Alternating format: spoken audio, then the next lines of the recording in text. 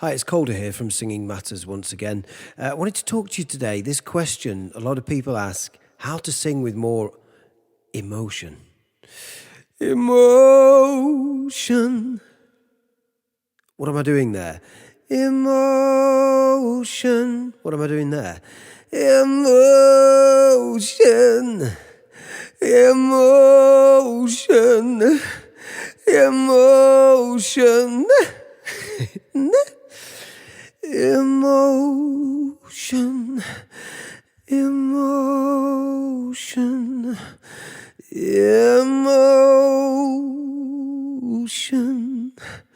emotion, emotion, emotion, emotion. What am I doing? I'm doing a range of different things that all just make the voice sound a little bit more expressive, you might agree. I just thought I'd pick that word and sing it. And I tried to add a few things that I find myself maybe adding when I'm out performing, which always gets the best out of me. A bit of cry. Emotion. Emotion. We could do sob as well, which is a bit of a lower larynx kind of cry. Cry tends to lift it up into here. Well, it gives you a nice big shape all round, really. Emotion. And if I just carry on talking as if I'm singing like that and crying as if I'm crying like that, the voice really likes to be set up for cry. It really helps you sing. In fact, you could argue we are crying on pitch when we sing. So try and see if you can play around with this. You have to act a little bit with your voice. You have to really be willing to experiment with these effects and be willing to apply some emotion and find something within yourself to apply that emotion. Connect with the words, but see if you can just artificially play around with adding that cry to your voice. Emotion. The breath as well. Using the breath, firstly, very well and supported and controlled, will allow you to just play on the breath a little bit in an emotive sense as well. Emotion, emotion. I'm still controlling my air, and notice how I'm breathing back in, out and in at the end of each phrase as well. Even that adds a bit of emotion to the line. Emotion, emotion. I'm really overplaying that breath, but I'm not breathing loads through it. I'm just using it a little bit within the realm of still controlling it. Letting the chords just go a little bit looser while they still control the air. Emotion. When we hear breathy singers, we're often confused into trying too hard, like in a lot of stuff, like distortion and things as well. You go too hard for it when actually less is more. And you add a few little effects like this into your voice. Just as a general rule when you're singing, it will help technically for one thing. The cry is brilliant for getting up into that range, but it will add that emotion, and you can maybe lean on it a little bit in choice places to really bring out each individual word or syllable or note of the song. So those are some little tricks you can use. All of this involves the soft palate and the height of the larynx. And I was kind of going, emotion, emotion, a low larynx, sobby type sob sort of cry, emotion, emotion. That's going up a little bit more into there, so a little bit more neutral. Emotion, emotion, emotion, emotion. Just using the three sort of different laryngeal heights you might get from shaping different vowels, like oh, ah, ah, emotion. Just leaning into a tiny bit of grit onto that as well. Emotion. If you can practice your dynamic range in terms of chord closure and breathiness and compression, or lack of those things, you will start to have a range of textures you can add to your voice. And if you play around with that kind of lower larynx sound, a kind of neutral sound, and then a much higher up sound like that, where you're getting it into the if you can play with the delivery and the flow halfway through the note like that, emotion, change it mid-note and let it settle into something else.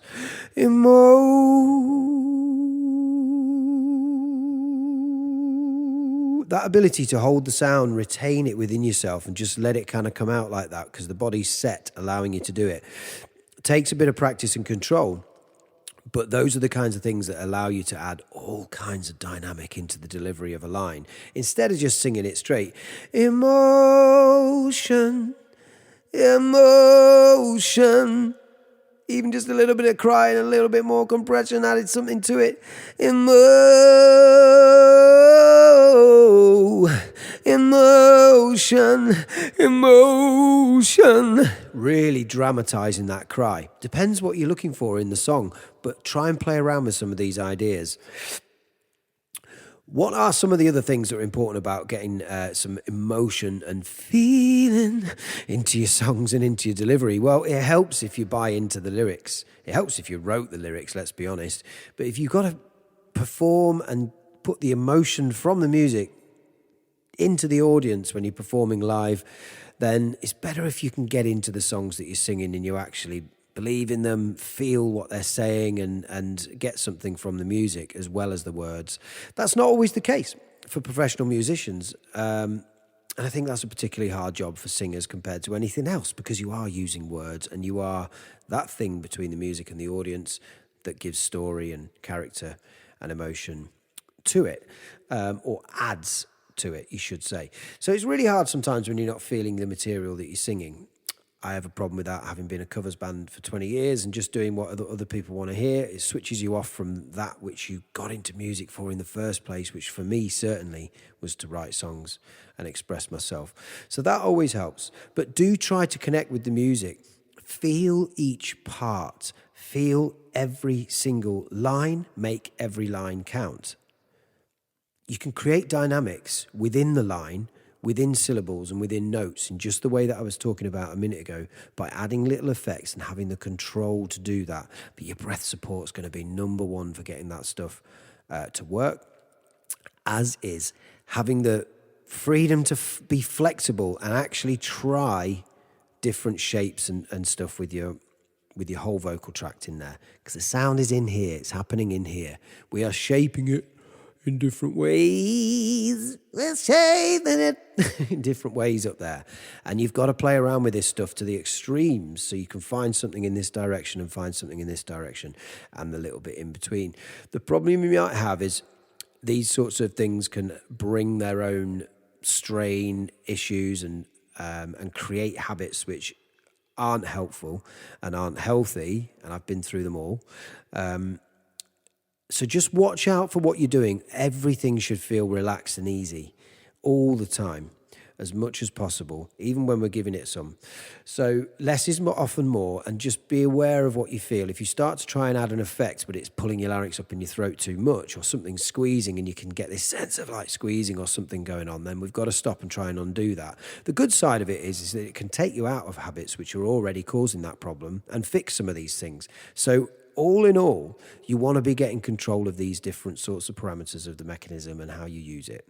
And the best way is to watch yourself and listen to yourself and stop hearing it how you always hear it, but try and see what your body's doing. Obviously, feedback from a coach is the best way to do this, because you just simply can't work it out until someone shows you it. And then you go, oh yeah, I had no idea I was doing that. But back to this about emotion.